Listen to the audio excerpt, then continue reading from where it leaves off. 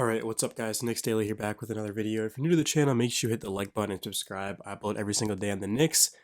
There's definitely two sides of the Knicks community. You've got Twitter and then you've got YouTube. A lot of YouTubers feel very confident in the team moving forward.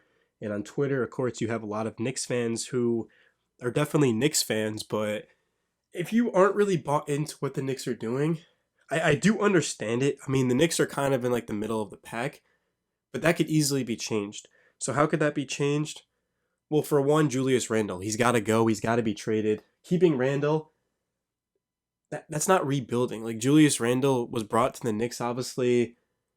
To this point, I guess he was brought in to try to help lead the team to the playoffs and maybe make a run, but that hasn't worked out. Even last season, Randle played the best basketball of his career. Not technically last season because the season's over, but the year before that, obviously Randle played the best ball of his career. He was second team All-NBA. He was in great shape, and the Knicks lost in the first round. So it's clear that the Knicks need to get into a rebuild, and the reason why they're so stuck in mediocrity is because they still have guys like Nerlens Noel and Evan Fournier and Julius Randle and Alec Burks and Derrick Rose. And I think you can even throw Tom Thibodeau into that equation. If the Knicks bring in a coach that's going to be fully committed to the young guys, fully committed to a rebuild, that can actually run an offense that isn't predictable. I do like Coach Tibb in the sense of defense, but he plays a lot of veterans. Like, he didn't even play Cam Reddish. Like, Cam was playing less minutes in New York than he was in Atlanta. The reason why Cam was traded wasn't because he wasn't good. It was because the Hawks had too many players at his position. So he came to the Knicks, who definitely could use a small forward. I mean, I know RJ's our small forward, but I like RJ at the 2, Cam at the 3, IQ at the 1. That's just my personal opinion, but that didn't happen. We also didn't see even Emmanuel Quickly and like Obi Toppin. Like, they looked like stars in April and in May. And yeah, Coach Tibb wasn't playing them. As soon as Toppin and Quickly started getting 30 minutes, they were putting up points. I mean, Obi Toppin, I want to say he was averaging like 30 a game in April.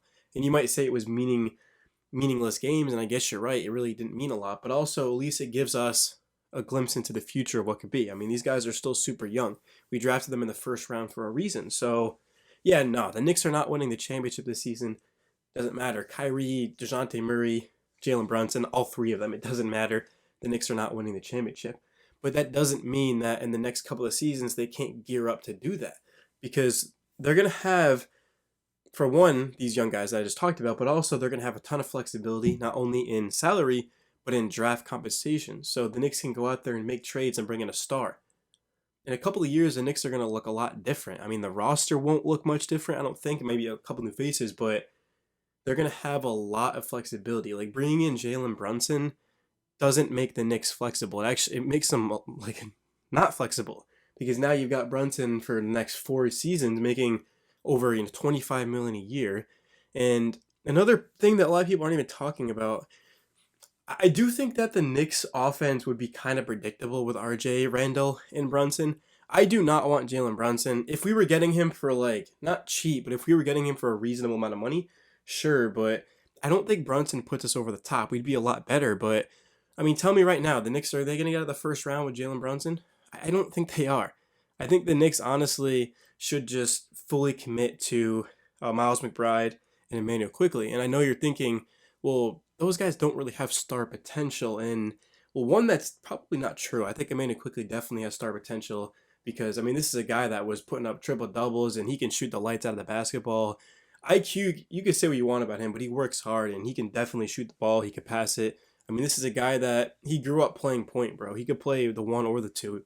He's not a pure point guard, but who the hell is nowadays? Chris Paul? Like, name me a couple of true point guards that are all-stars. There really aren't any. I mean, Steph Curry is the best point guard we have, and he's not even a point guard. So, like, I don't really get that. Kyrie Irving's not a point guard. Dame isn't a point guard.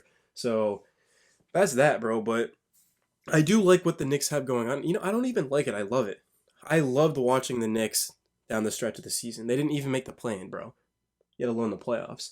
But just seeing guys that we drafted, guys that want to be here, guys that are going to play hard, earn everything, that's what I want right now, bro. Like, going out there and, like, if we bring in Dejounte Murray, that's fine. Like, if we're trading future first-round picks and hopefully not IQ or Toppin, I mean, if we have to give up, I guess, like, Quentin Grimes or Cam Reddish, totally fine. I'll do that. But if we can bring in Dejounte Murray, just give him a bunch of picks and then, some depth pieces, like, that's fine with me. And then I don't really want to keep Randall, but if we do keep Randall, RJ, and Murray, I think that team right there would be really good. And it wouldn't really cost too much for the future because I don't think those picks are going to be worth too much. But I don't think we're getting Dejounte Murray without giving up a ton because honestly, like Dejounte Murray is an all-star. Like he single-handedly carried the Spurs to the play-in tournament. I mean, he's a guy in the second half of the season that was putting up, 25 a night and 47%. He's the best defensive point guard in the league. Led the league in steals. He's probably the best defensive, rebounding point guard in the league.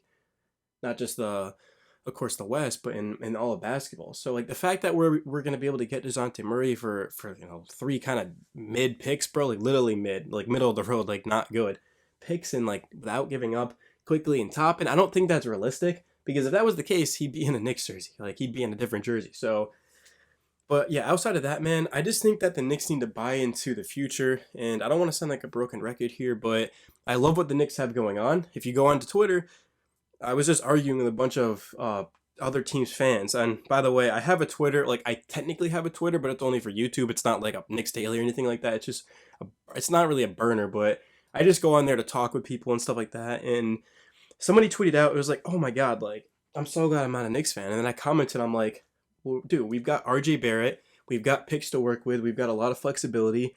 Obviously, we've got the best fans in the NBA. We've got the best, best market. I'm not saying that free agents are dying to come to New York because that's not really the case. It used to be, but not anymore. But that's what we're building to get back to. We're trying to get back to the glory days. I mean, there hasn't really been any glory days, but we just need to start focusing on basketball, bro. Not MSG, not Madison Square Garden. Like, if I'm going to Madison Square Garden, I'm going to see a Knicks game. It's simple as that. Like, I'm going to see the New York Knicks play. It's not even about the experience. It's about I want to see the Knicks play, bro. So I love what we have going on. I love this young core. And you can say what you want. You can say I'm a biased Knicks fan that is overhyping it, but I really don't care. That's how much faith I have in these guys. And I want to see what they can do. Before you make assumptions and accusations, can we see them play a full season? Like, if the Knicks finish in last place and IQ clearly can't run the starting point, then sure, you got me. But from what I've seen, when Emmanuel Quickly was seeing 30 or more minutes a game, he absolutely proved that he can. I think that the Knicks can make the play-in, and that's without giving up a bunch of future assets or dishing out an unreasonable amount of money for Jalen Brunson. I mean, if you're a Dallas Mavericks fan, and a lot of Dallas Mavericks fans have been watching the channel because I've been talking about Brunson, would you rather have Jalen Brunson back or Kyrie? Now, if you say you'd rather have Jalen Brunson, I completely get it because he's available and he just had a really good season. But for me personally, I'd rather have Kyrie. I'd rather have Kyrie in New York than I would Jalen Brunson. Kyrie's a significantly better player, but he just obviously comes with a lot of risk. But that's my point, is if the Knicks are dishing out that type of money, it needs to put them over the top. I mean, Kyrie Irving, Julius Randle, and RJ Barrett, to me, is probably can take anyone in the East to 6 or 7 games. No doubt in my mind. But like Jalen Brunson, I don't really think it changes that much. Like Jalen Brunson's better than IQ, but not like people are making him out to be. I mean, pull up the numbers of Emmanuel Quickly when he plays 30 more minutes last season versus Jalen Brunson without Luka. They're pretty similar. You'd be surprised, guys. So I can't wait to see Emmanuel Quickly get the keys to the offense. And from what I did see last season when we did finally give him the keys because Kemba was out of the equation, Emmanuel Quickly balled out. And I was one of the people that doubted IQ. I mean, I'm sure there's a lot of OG Knicks Daily fans here. I mean, remember, guys, I only have 1,000 subs. Like, I'm not like, I'm just a normal dude like you guys. And when I first made this channel, I was like, nah, man, like, I don't think IQ is really the starting point guard. And then I started seeing him get 30 more minutes, and I'm like, okay, yeah, I'd be a fool to say otherwise. So next season, bro, Dejounte Murray or Emmanuel Quickly, that should be it. D'Angelo Russell to this point, I mean, if we can move Randall for him, sure. But I think we should probably, I don't think we should be trading for D'Lo, bro. I really believe in Quickly. Actually, yeah, and D'Lo, and I don't think D'Lo and Quickly, I mean, I guess that could coexist, but I mean, also D'Lo is like inconsistent and not the best defender. So yeah, if we're gonna bring in a point guard, it's Dejounte Murray or bust, bro. But yeah, Knicks Daily signing out, guys. Have a great rest of your day. Let me know your thoughts in the video. Make sure you hit that like button if you haven't already. Subscribe if you're new. I'm out. Peace.